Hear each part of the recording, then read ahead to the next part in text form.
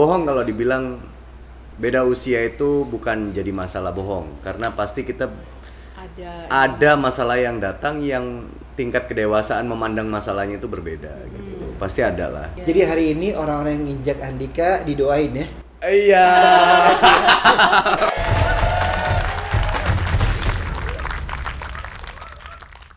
Jadi memang ada satu kejadian yang buka mata saya saat itu. Saya awal-awal datang ke Jakarta masih membawa kebadungan saya di Malang. Bahkan naik beberapa level lah gitu. Di Malang tuh Badungnya baru satu level, di sini udah naik beberapa kali gitu. Karena awal-awal saya ke Jakarta, saya masuk ke lingkungan yang membawa saya ke arah itu gitu. Baik minuman keras lah, apalah, pokoknya kayak ibaratnya anak desa masuk kota. Wah, ternyata di kota peluang nakalnya lebih banyak gitu. Jadi sempat lupa dengan fokus karirnya. Setahun saya berkarir tuh, kok nggak jadi apa-apa ya? Uangnya gitu. habis. Hilang aja, kayak uang panas gitu, datang keluar. Terus saya waktu itu diajak sama manajer saya untuk mau nggak ikutan liburan tahun baru gitu ke Thailand, Bangkok. Saya pikir boleh lah daripada saya di Jakarta nggak ngapa-ngapain gitu. Nah pas di Bangkok itu Pak lagi zamannya kudeta tahun 2007. Okay. Yang terbagi dua kubu, merah dan kuning gitu. Betul. Nah kita sempat ngabisin waktu satu rokok lah di halte bus di sana, terus sambil ngobrol. Ini kita mau lanjut sampai malam atau mau pulang dulu nih ke hotel taruh barang. Dari 9 orang, waktu itu hanya 3 orang yang bilang lanjut aja, termasuk salah satunya saya. Sementara 6 orang lainnya pengennya pulang dulu deh, kita beres-beres dulu baru nanti malam tahun baruan. Saya ngotot, langsung aja gitu. Karena kenoraan saya baru pertama kali ke luar negeri gitu. Saya pengen lihat lebih banyak lagi di Bangkok gitu. Tapi karena suara terbanyak milik ke hotel, ya udahlah ke hotel. Jarak dari saya ngobrol sama teman-teman di halte ke hotel paling 15 menit, Pak. Begitu nyampe hotel, biasanya kita refleks nyampe hotel tuh rebahan, kalau nggak duduk di tempat tidur tiba-tiba nyalain TV. Pas nyalain TV, lagi ada berita siaran langsung, ada 7 bom meledak di Bangkok, salah satunya di halte itu. Di jam berapa? Pokoknya sebelum tahun baru, sekitar jam 7:30, jam 8. Oh, Di halte itu bomnya bom kecil, Pak. Tapi selisih berapa lama? 15 menit itu doang. Perjalanan dari saya ngobrol di situ 15 menit naik tuk-tuk nyampe hotel, saya nyalain TV, siaran langsung, ada bom di mana nih? Terus kan kita ngikutin perkembangan beritanya meskipun nggak ngerti bahasanya. Terus ada satu kamera nyorot kan, ini kan halte itu tadi kita ngobrol di situ. Dari situ saya mikir, Pak, kalau seandainya kita ngomong di situ, serokok lagi dong, sebatang lagi misalkan gitu. Kita lebih lama di situ, mungkin kita yang kena. Di negara orang lagi. Kalau ada apa-apa. Nah, pulang dari Bangkok itu saya mikir, Pak. Saya nggak cerita sama orang tua kejadiannya apa yang terjadi di Bangkok. Saya mikir di pesawat tuh mikir, seandainya saya meninggal saat itu, gila, gue kemarin masih nakal banget, belum ada waktu untuk ini apa segala macem. Janji sama orang tua, membuktikan pengen jadi orang sukses apa segala macem. Nah, selang berapa bulan ketemu sama dia. Dia orangnya lurus banget. Akhirnya saya jadi kebawa lurus gitu. Tergantung pasangan ya. Tergantung pasangan. Mulai saat itu saya fokusnya kerja. Dan berarti perjalanan Bangkok itu membawa berkah ya? Salah satunya membuat saya membuka mata. Oke. Karena saya masih muda kan, Pak. Iya. Begitu itu ngebayanginnya jadi enggak gitu. Maksudnya kita malam tahun baruan aja sambil mikir, nih mungkin nggak ada bom lagi nih jam 12 tank. Jadi deg-degan juga. Jadi nggak tahun baruan keluar? Nggak? Keluar tapi dekat hotel doang, ke area food court lihat kembang api pulang. Tadinya udah niat mau ke pusat keramaian, tapi karena itu ada berita kayak gitu kita jadi takut. Jadi takut ya. Gitu. Ya akhirnya jadi mikir juga lah. Untungnya saya juga membaca situasi kayak gitu kan, mungkin sebagian orang ngerasa, oh masih untung ya gue masih hidup. Ada yang berpikir mungkin gitu. Atau mikirnya lagi, wah ini teroris apa segala macam jahat ya, ngelihatnya malah keluar. Tapi saya melihat ke dalam diri ya. saya, kalau saya ada di tempat itu terus saya mati di negara orang, saya pulang ke rumah yang tadinya saya pengen nunjukin ke orang tua saya jadi orang sukses, tiba-tiba saya dibungkus diantar ke rumah. Ya Allah. Saya mikirnya ke sana, Pak. Amit-amit gitu. Makanya saat itu saya langsung ingat sama tujuan saya berangkat ke Jakarta, ninggalin kuliah itu pengen sukses. Gitu. Yang saya pengen tahu sebenarnya ini apa aja sih sebenarnya yang bisnis yang udah dimiliki, yang dilakukan sekarang ini, bisnis maupun pekerjaan-pekerjaan yang lainnya, kesibukan. Oke, di luar ini, di luar keartisan, entertainment. Oke. apa aja yang dilakukan? Dulu kita mencoba berbisnis berawalnya dari bikin sepatu. Pas pacaran. Waktu pacaran. Itu awal berbisnis ya? Awal Iya. berbisnis, Oke. berbisnis berdua maksudnya. Usi waktu itu saya lihat di kamarnya sepatu tuh mungkin ada ratusan piece. Saya bilang kalau kamu hobi sepatu kenapa kamu nggak bikin sepatu gitu Iya. sesuai yang stylenya kamu apa segala macam. Mulai dari celetukan itu akhirnya kita mencoba berbisnis sepatu. Setelah bisnis sepatu lama gagal lah, kita anggapnya gagal, kita ngambil strategi yang salah.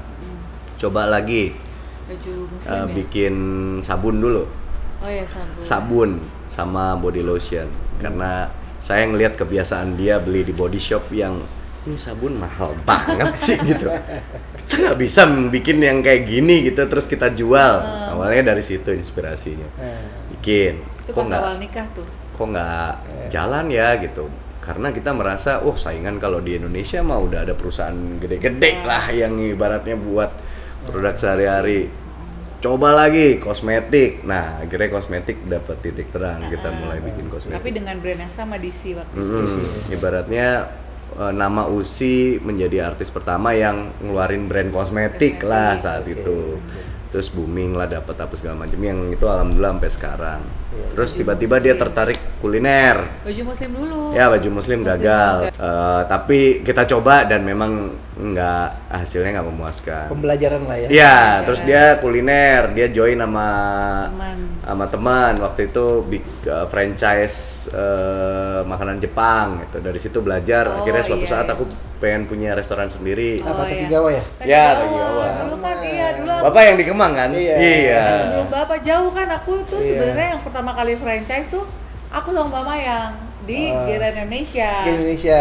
Habis itu tiba-tiba wah ini banyak banget nih, itu zaman aku masih belum nikah tuh. Iya. Terus akhirnya aku tutup. Tapi itu untungnya tidak flop. Jadi kita udah BP. Terus Mbak Mayang mau bikin Shabu-shabu. Mayang Suki. Terus akhirnya udahlah kita jual aja nih. Kita jual saham segala macam, ada yang beli.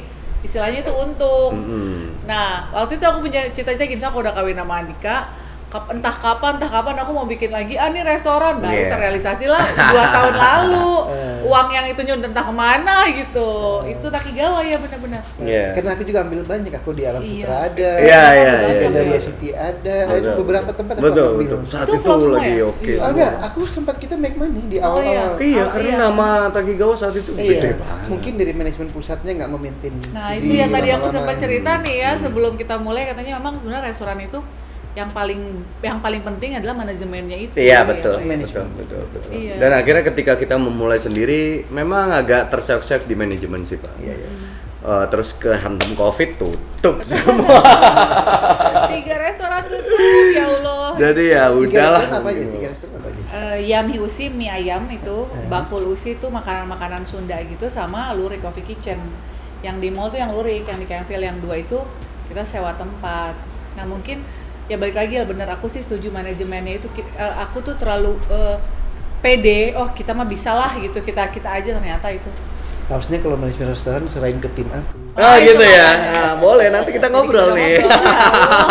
Ya, dari 3 ini yang paling menjanjikan apa nih?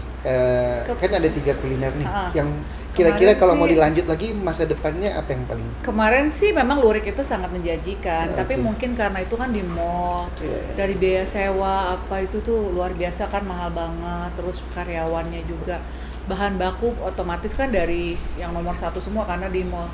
Nah, Itu yang paling sebenarnya paling menjanjikan, tapi paling menggerus uang juga ya itu yang si lurik itu. Lurik itu masakan apa? Itu masakan di rumah aku sebenarnya, masakan Indonesia. Itu banyak banget resep-resep dari aku. Makanya pas itu tuh aku juga santai aja. Ya karena resep-resep banyak dari aku semua yang biasa aku masak. Tapi nggak lanjutin online dari rumah gitu pesenan? Nah, itu Hamil dia. dan COVID kemarin. Hamil dan COVID. Jadi sementara aku tuh kan pengennya kalau misalnya online pun jangan di mall karena sewa kan tetap jalan kan di rumah. Otomatis aku akan turun tangan juga kan, masaknya, apanya, ngajarinnya. COVID terus rumah lagi direnovasi, hamil juga. Akhirnya memang kita memutuskan untuk konsentrasi di kehamilan. Tiarap dulu deh tahun ini. Sama online tuh kan sistemnya pasti ada penyesuaian lagi, Pak. Iya. Kan? Maksudnya kita nggak siap lah untuk memulai lagi dari nol.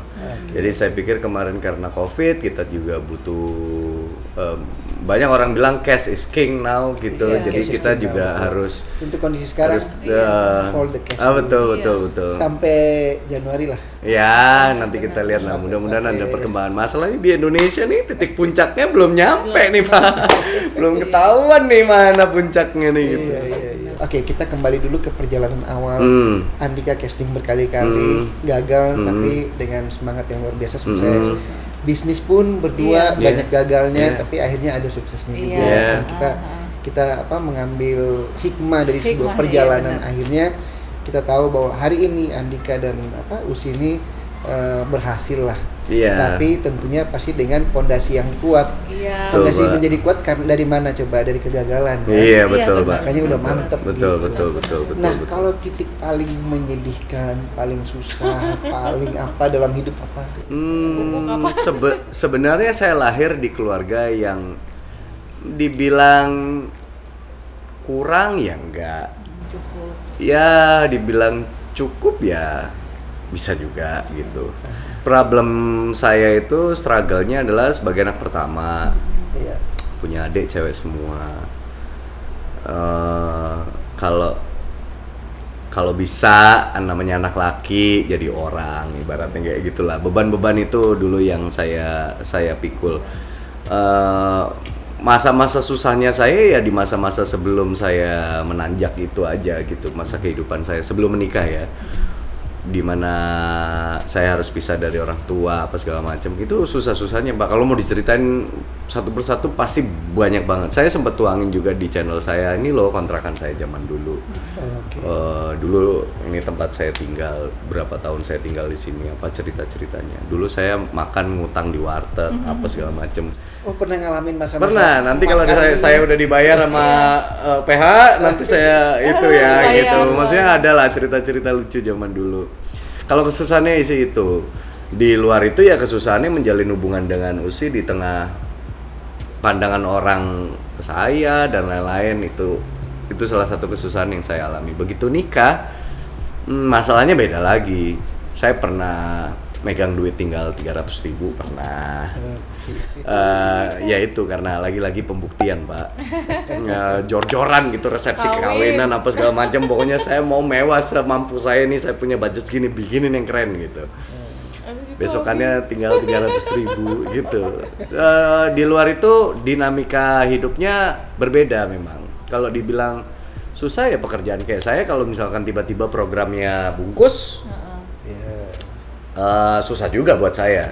Apalagi kita udah sampai di taraf hidup tertentu, kebutuhannya nggak berubah gitu ya. Sementara pekerjaan saya hilang, gimana saya harus cover ininya dan lain-lain. Saya nggak pernah dapat hidup yang susah banget ya, alhamdulillah. Tapi paling nggak saya pernah struggle untuk mendapatkan ini semua gitu. Kalau dari keluarga Usi ada penentangan nggak? 2 tahun pertama kita backstreet dari keluarga aku. Andika artis, tapi artis apa? Takutnya digituin kan, nongol di TV mana, takutnya gitu. Saya sama adik-adiknya dibilang skuter dulu. Skuter, selebritis kurang terkenal.